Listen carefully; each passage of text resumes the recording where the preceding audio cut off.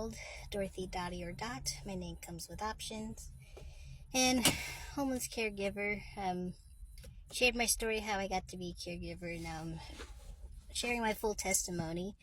For those that have been following along, I know it's been about a little over almost 2 weeks now, but I had to.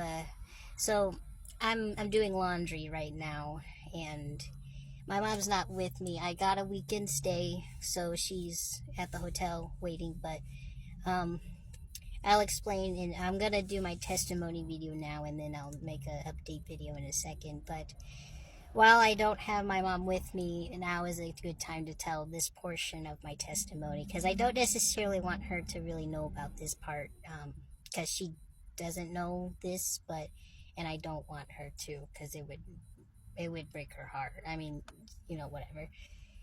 I've already, anyway, so, where I last left off with my testimony, basically, so I grew up with my mom. My mom had my brother, she had me.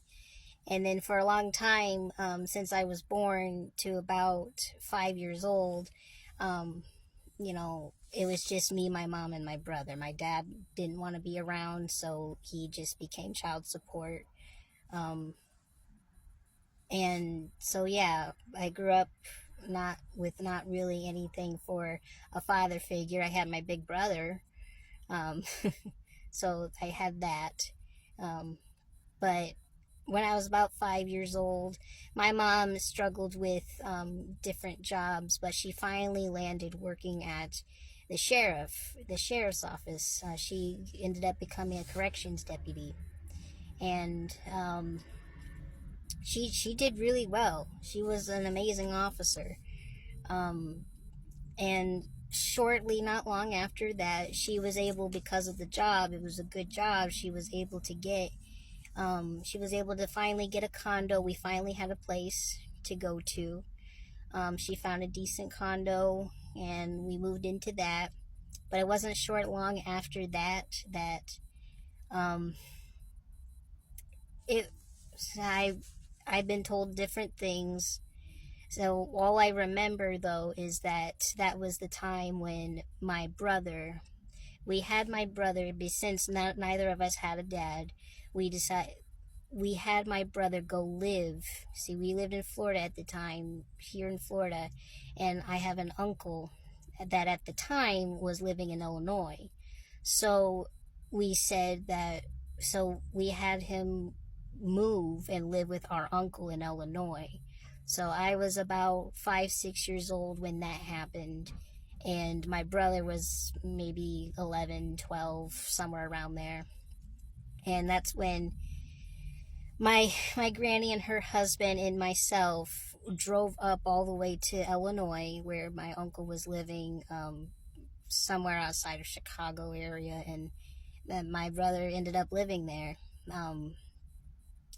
It's something, I guess it was some reasons what I remember hearing was because so he could have, like, a man, to be an influence on him, to have like a sort of father figure to help him out. And my brother has like dyslexia or something, and so the schools in Florida, I guess at the time, weren't doing well with helping him and his learning disabilities.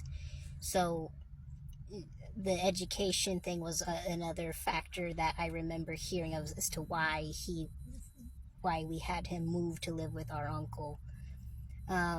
So he was moved away, and so then at that point it was just me and mom. I do remember, though, when we were up there dropping him off to live with them, we stayed a couple of days, at least a week or so, I believe it was. But we stayed there for a good amount of time, while we were dropping him off. And I remember before we left, the night before, I remember my granny's husband trying to get me to stay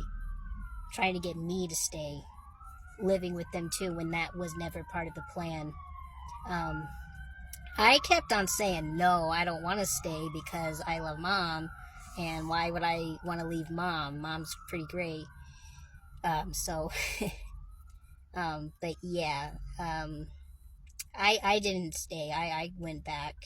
Obviously, I came back to stay with mom, but it wasn't long after that.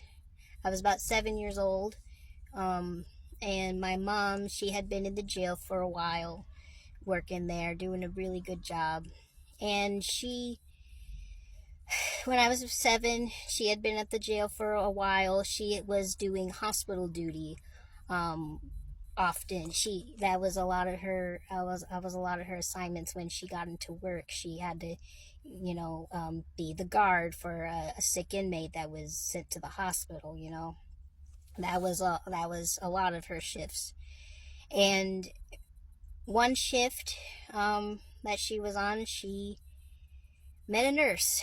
She met a nurse that worked at the hospital one of her shifts, and the story goes she was talking to the inmate and just happened to be talking about Jesus. Well, that was one thing that my mom did really well in the jail, was that she would witness and testify and share Jesus with all the inmates. Hey, the inmates have no right inside the jail. They have to put up with it. They actually encourage officers that believe in God to talk to them about that. So anyway, so mom's talking to the inmate about God, and and the nurse that she meets walks by and smiles. So mom thought that was a sign of, ooh, maybe that's a person that she can be involved with. So my mom ended up meeting this woman, and they got into a relationship together. So yes, my mom came out of the closet at the time, um, and she cut her hair real short.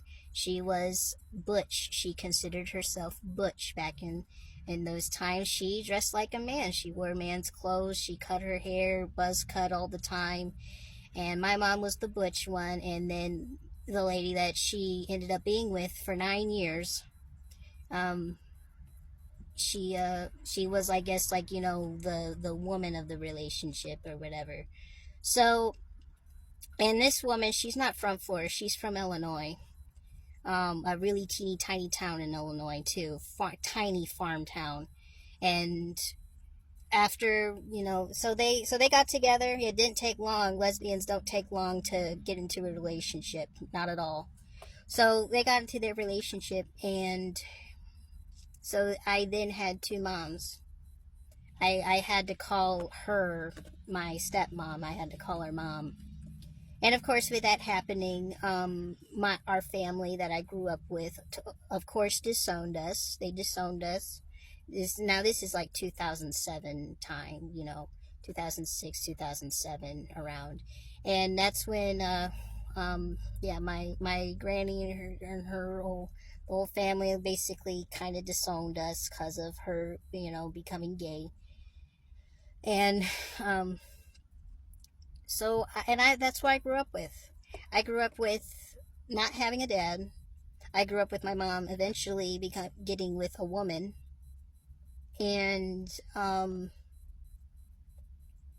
yeah.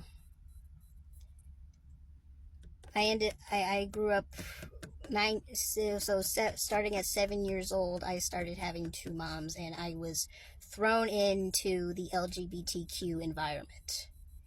So I have experience growing up what it's like living inside a home that's surrounded by LGBTQ. Like, I mean, not so much the T and the Q and the plus other stuff, just mostly the G and L. But yeah, I grew up with that.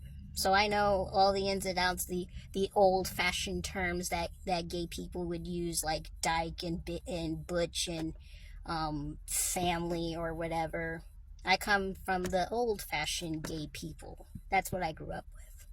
And I feel like I need to do another video right after this. So yeah, next video very soon. So next time.